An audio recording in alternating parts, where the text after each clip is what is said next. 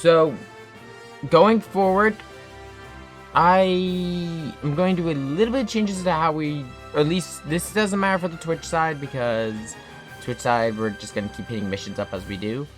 For the YouTube side, though, you may notice going forward that, videos are going to have more than one mission. I'm going to try to group them together, kind of like I was doing with the DLC missions. So quickly going in here so I could show, an example is going to be, once we start a return, it's going to give us a couple more missions. In terms of the YouTube side, all those missions are going to be one video. This is just because of the fact SR30 is a long game. It's over 100 missions without DLC, and I'm going to be trying to hit as many of the special missions as I can.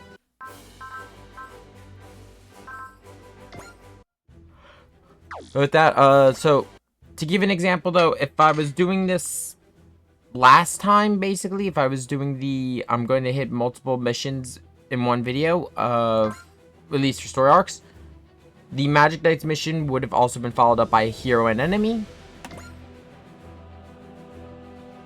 So we're actually going to go there to finish this one up.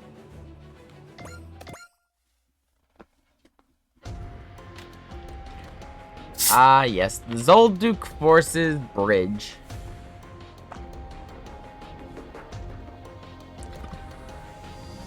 The Order of the Silver Phoenix. That's a group we have not heard of. But you know what? This is an anime I've kind of been waiting to talk about with Super Robot Wars. This one's a bit on... So, for those unaware, this one is actually a bit on the newer side than what we're used to. Because a lot of the other animes that have appeared in Super Robot Wars have long finished their runs. I don't know if this one is getting another anime run. I don't know how far its manga how far it goes into its writing if it has a manga. Let me check actually. I liked it. It's like a 12 episode run. It's really quick.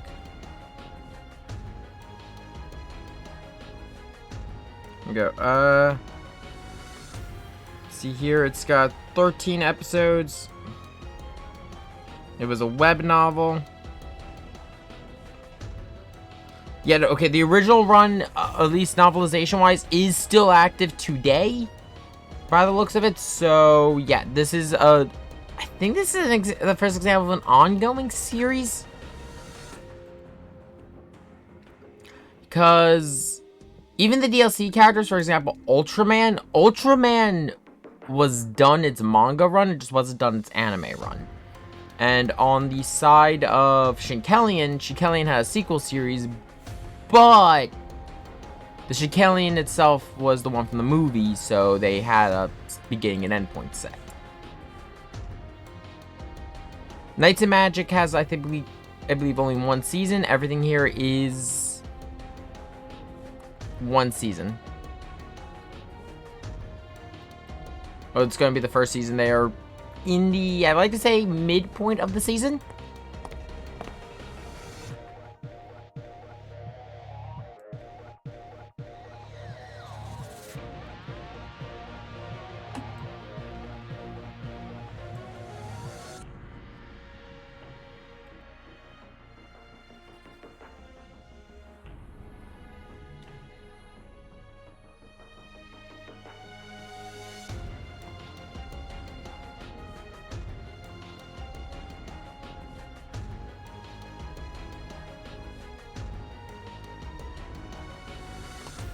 Yeah, no, this job is not worth the pay.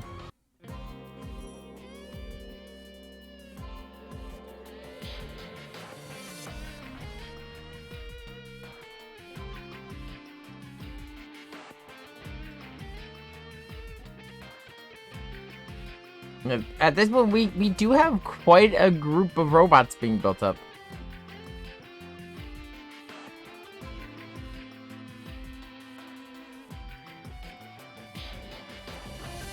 It's weird to see Mokona being silent again, because since we last streamed, I actually watched a bit of Tsubasa Reservoir with PK, and yeah, the Mokina in that one speaks.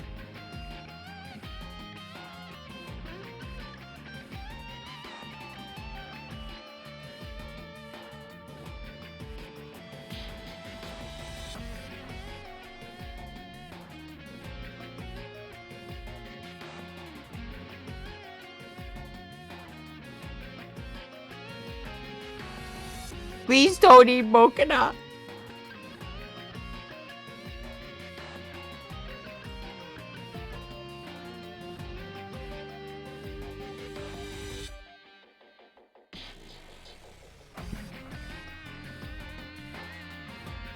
No, no, you are not.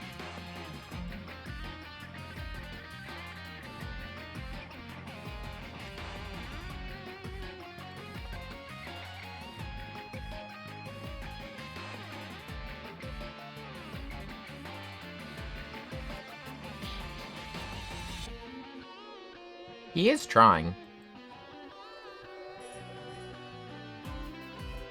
Mokina already's got a starring role in a few manga.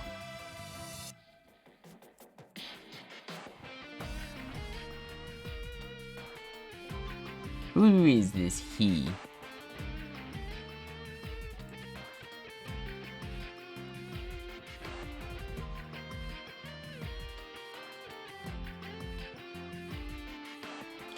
Commander of the Framinville Knightly Order and a big fan of robots.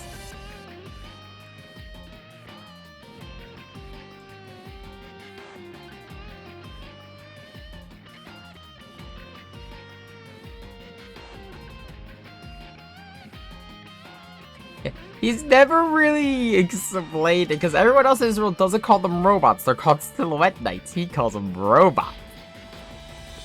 His name is Ernie. Yeah, his full name is really long. Everyone just calls him Ernie.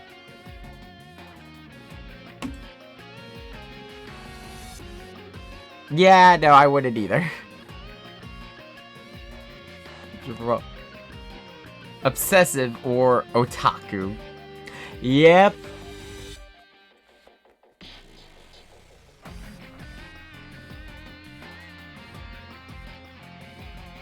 I'll talk more about Ernie when we get him. So this was a debut. This was another debut series. This is the first time Knights of Magic has ever appeared in it. Mostly because, again, Knights of Magic's on the newer side.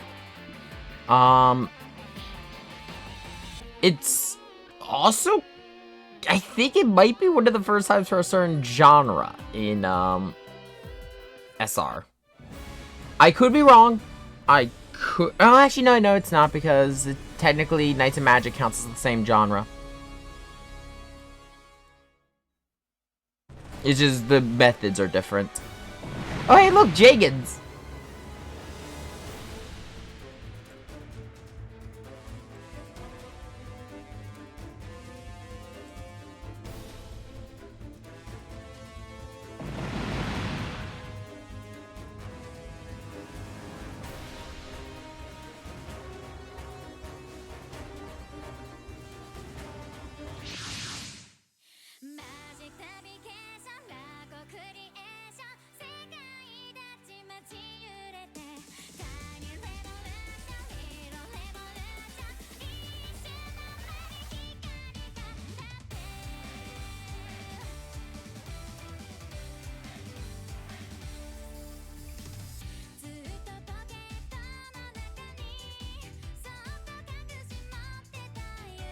So, let us introduce Ernie.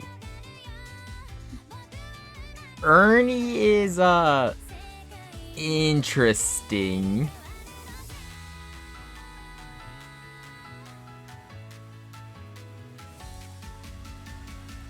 Actually, I'll be honest, all the three characters, well, the three first characters we're gonna get from Knights of Magic are all kinda crazy in one way or the other. Ernie's a mecha otaku, Andy's an Ernie otaku. And Kid is kind of just here. He's gonna resonate with another character we're gonna get later.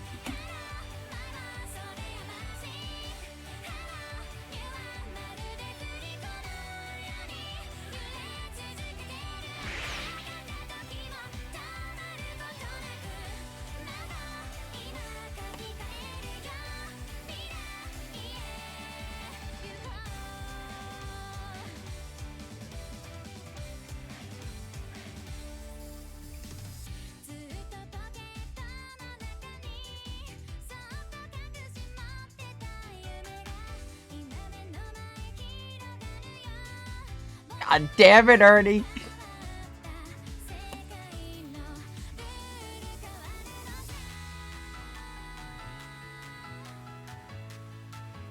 He is completely unfazed.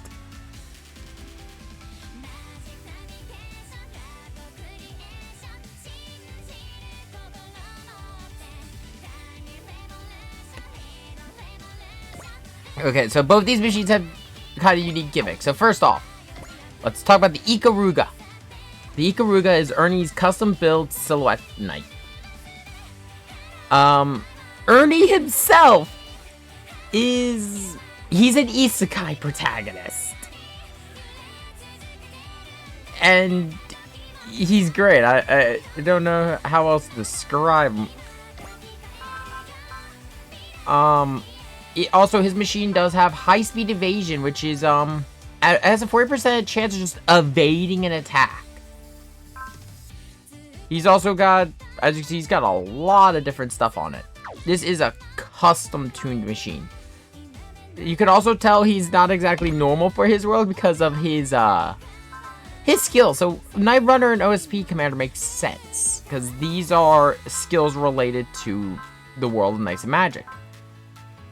Then there is Computer Genius. Computer Genius is a skill exclusive to Ernie, because in his old life, he was a programmer.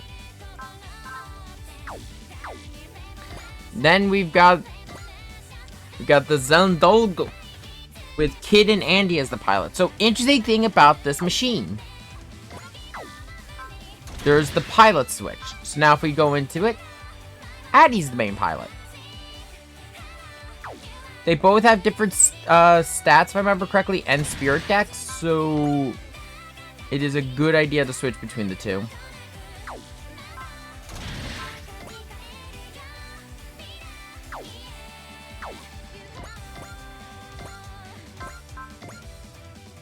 And you are also able to access the other spirit deck.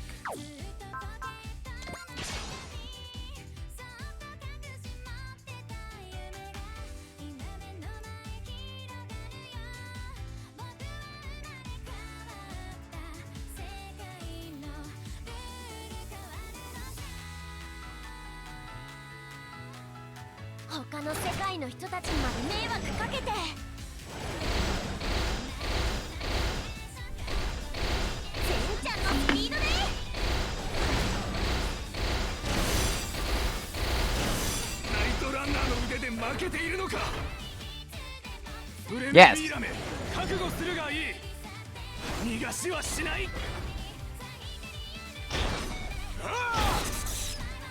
The interesting thing about Ernie in terms of the world of Knights of Magic as an isekai protagonist is tech had kind of come to a stand. Like, in terms of the Silhouette Knight development, it was very slow and traditional. Ernie kind of made it more akin to a modern mecha anime.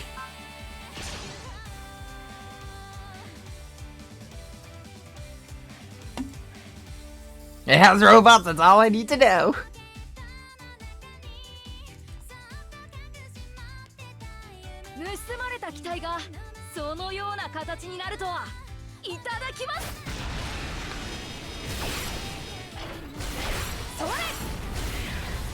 His machine is built for speed.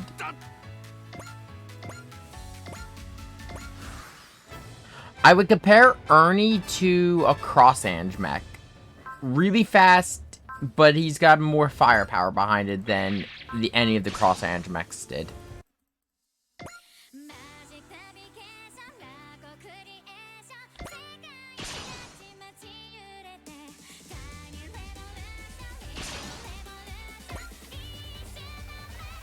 Okay, that's windy up there. Give me a second.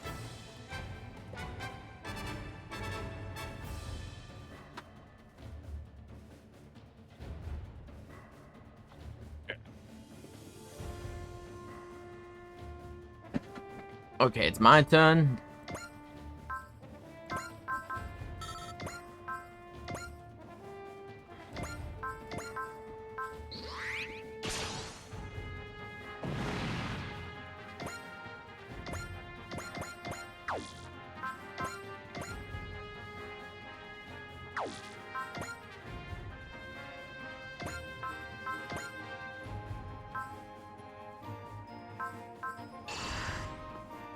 Restore half the HP.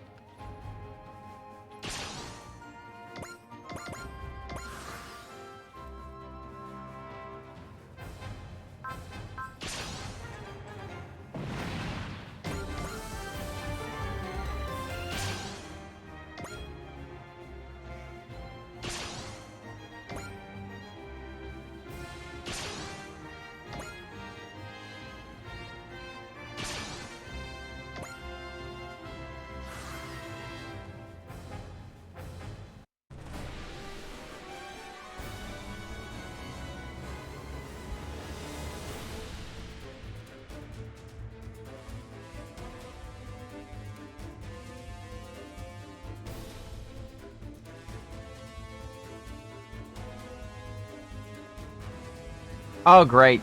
Reinforcements? Nope. Well, it is reinforcements, but not for them.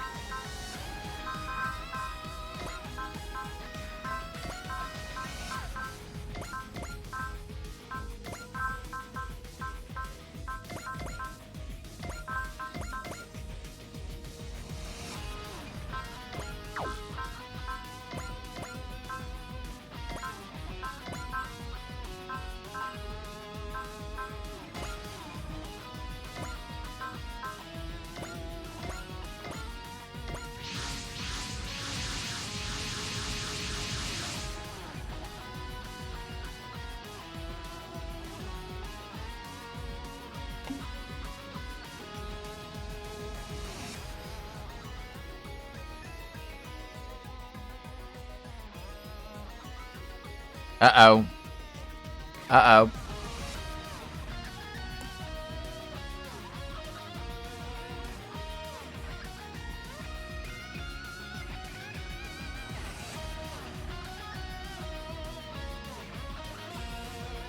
Yep.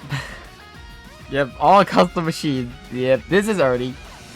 I love Ernie. Ernie's so fun. A lot. There's a lot wrong with Ernie.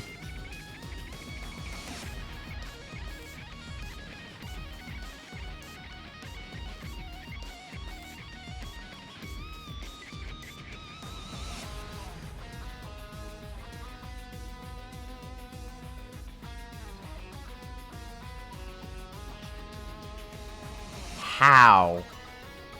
Hey, is there some kind of reasoning? Of course.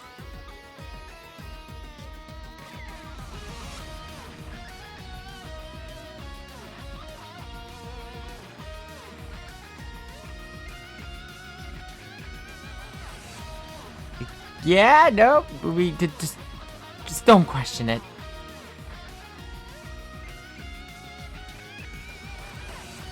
Yeah, no.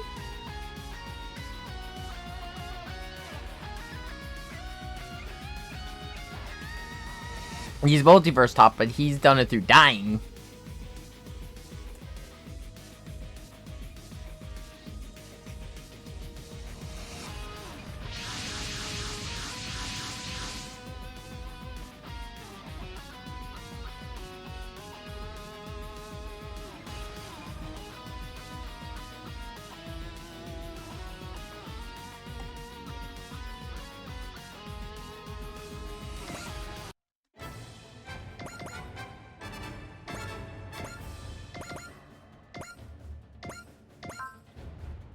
Let's get everyone in so they can start helping.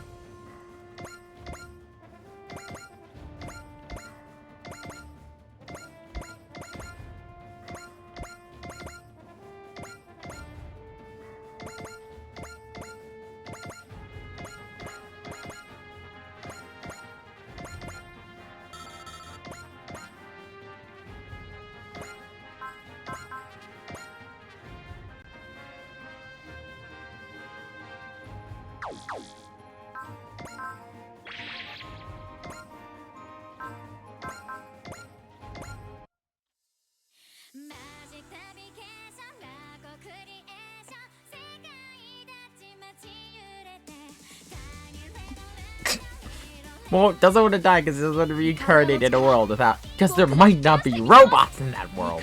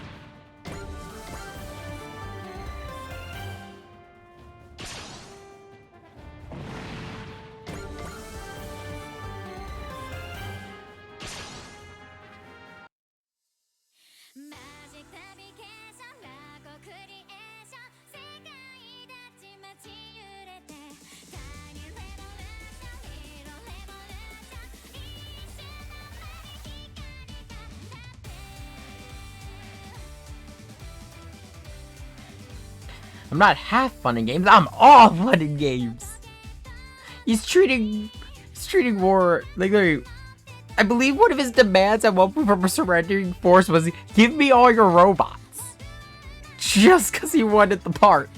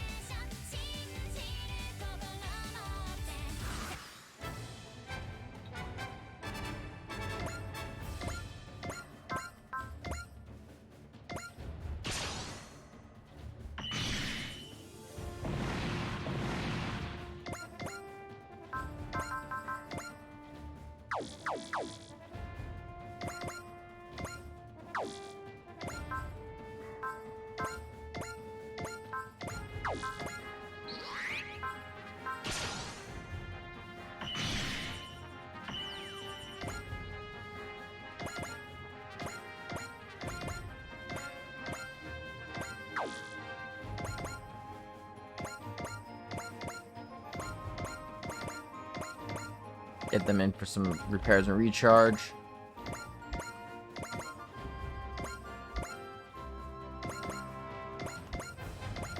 I need to get my warship's movements fixed.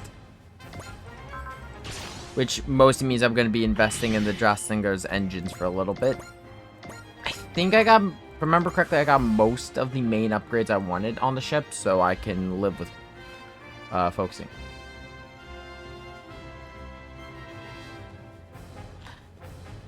I think it was that, yeah, no, I think that was the bit. He's like, give me all of control. Well, no, they had to one up what the kingdom was giving him, and the kingdom he's in already gives him full control of the Silhouette Knight R&D development. So they need to one up that. And Ernie's not motivated by money or anything. He's motivated by giant robots.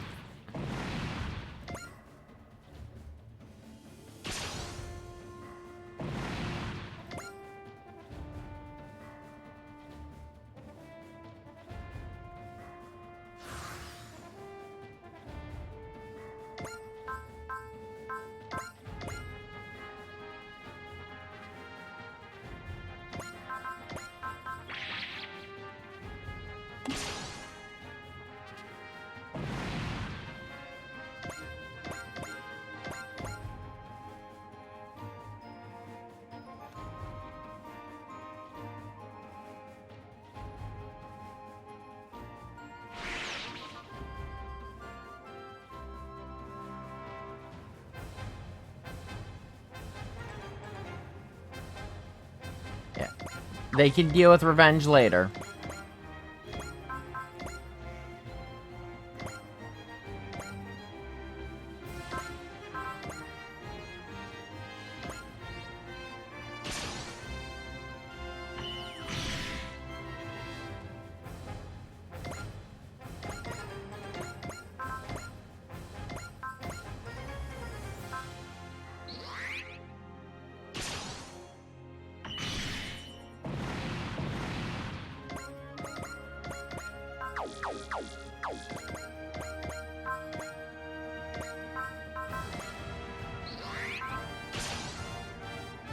There is a mentality, like a battle mentality that goes on between Ernie and the villain of his world, well, one of the villains of his world, but we'll go into that for later, just because the actual dialogue in SR30 for it is amazing.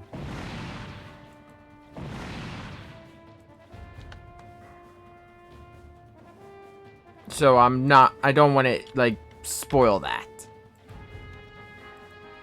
I would put it, like, here's the thing. I would not rate it as high as the, oh, I get it, you're an idiot speech from The Claw about Vaughn.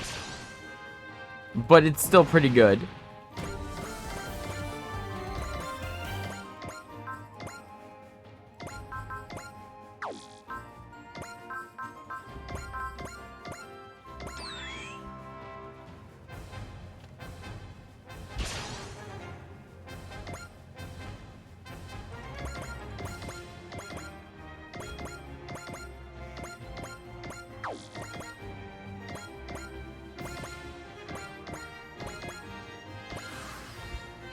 I forgot to deploy Kid and Eddie, but not, fuck it.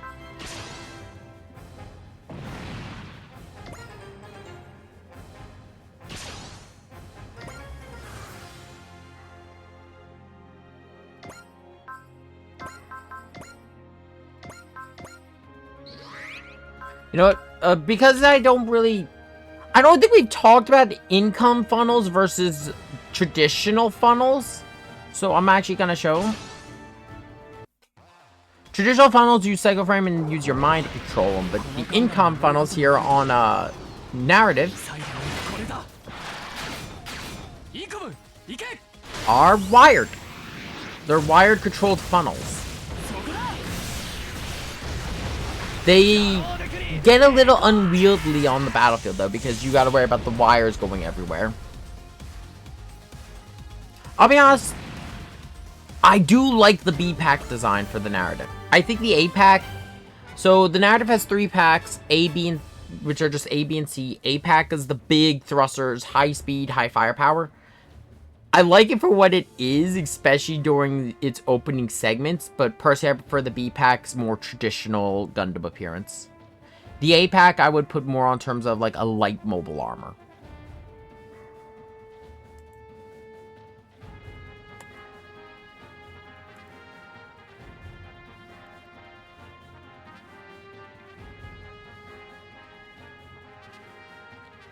We're honored.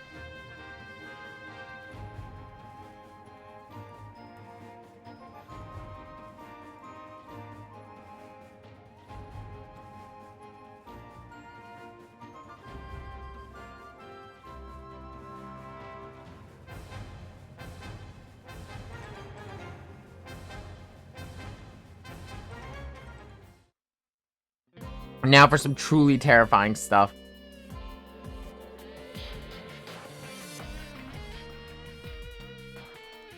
Ernie gets to see all of our mechs. Yeah, actually, no. I would say it is exactly like what they did with the GP03. Because I forgot that the GP03 has the whole kit. So yeah, because the whole purpose of, as I mentioned before, the whole purpose of the narrative Gundam is it's a testbed for the. It is a testbed for the new Gundam. It was mostly designed to test out, from most of my knowledge, it's meant to test out the actual frame, like the inner joints, movement, and what they could shove onto it. It was not meant to test, and also some of the more technical specs. It was not meant to test out the Psycho Frame, as that had not been developed yet in full. They had Psycommu systems. The Cubelays were already a thing and mass-produced by that point in time. But they had not integrated actual Psycho Frame until the Sazabi and the new Gundam. And they wouldn't do the full-frame Psycho Frame until the 3 Unicorn models.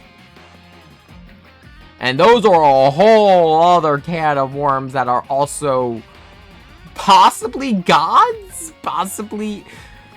The main thing we can say about the Unicorn trilogy of suits, so the Unicorn, the Banshee, and the Fennec, is they are best way to describe them, they're out of place artifacts. They do not belong in this point in time.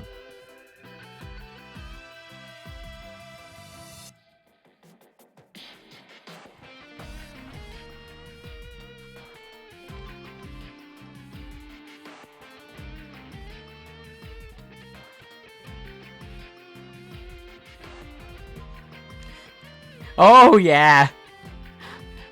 Verdadra became a god. Like, I don't think we can, like, say it any other way. Psycho Frame is some bullshit. And I do think Char is legitimately scared of the Psycho Frame when he started, he developed a fear for it during the Axis Shock. I think Amuro did too.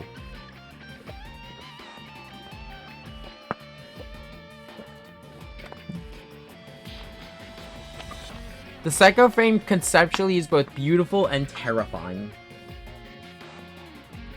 Because it is human will given form, but also seeing the destruction it wreaks is a terrifying thing. It is a whole thing. But we'll get into to be honest, I'll wait till we get later in the game to go into the full Psycho Frame rant. Just because we're gonna have plenty of time to talk about Psycho Frame later. Believe me, you get used to this. Yep, like I said, Ernie's a mecha otaku, Addie's an Ernie otaku. Yeah, Ernie is...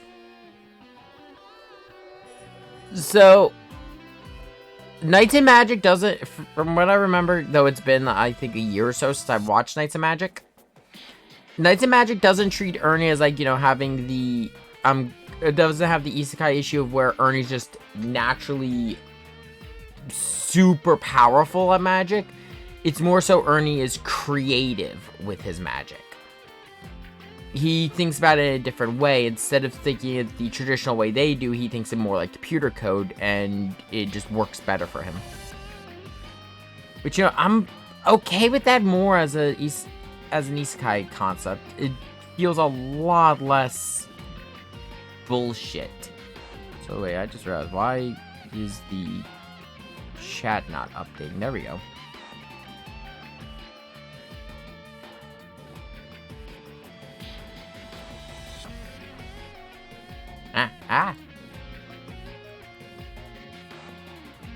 Sorry, having some slight freakouts with everything. There we go. I put something in the wrong spot and everything just went to shit!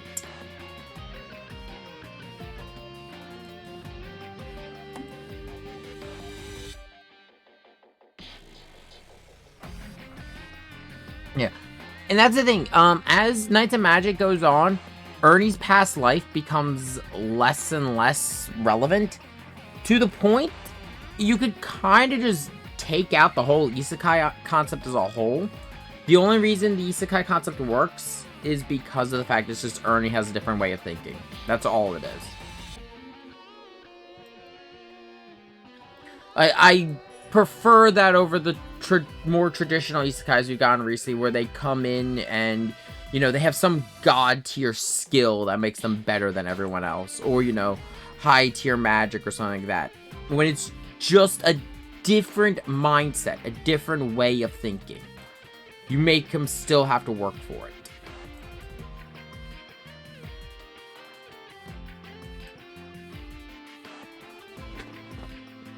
That's why my camera's crooked.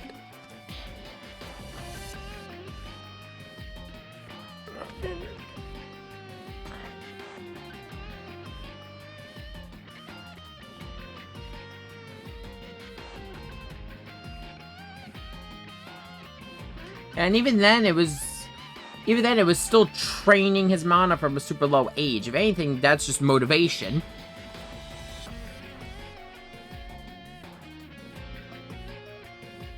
Like, I don't believe there's anything in Knights of Magic saying you couldn't do that. Ernie saw the Silhouette Knight and decided he wanted to be a Knight Runner and worked his ass off to get there as quickly as possible.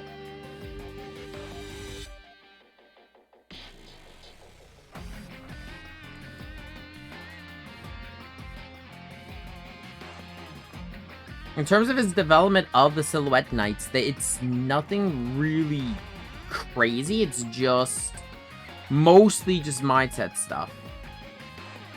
Like, for example, the way they used to use there's a material for the Silhouette Knights that's on the joints. Originally, they did it as a mesh, kind of like muscles. So Ernie thought, why not just do it like wires?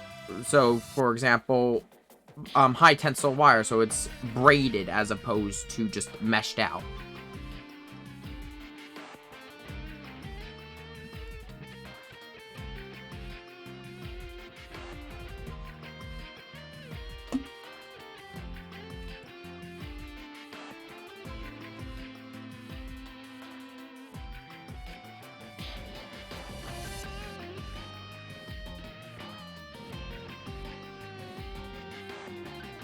Yeah, one of our operational theaters is outer space. Oh yeah, because they don't have a concept of outer space.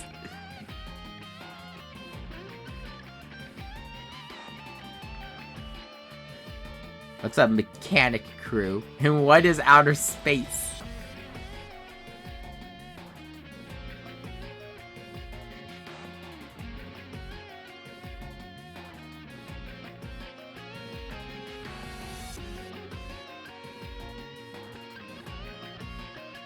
Ah, Ernie.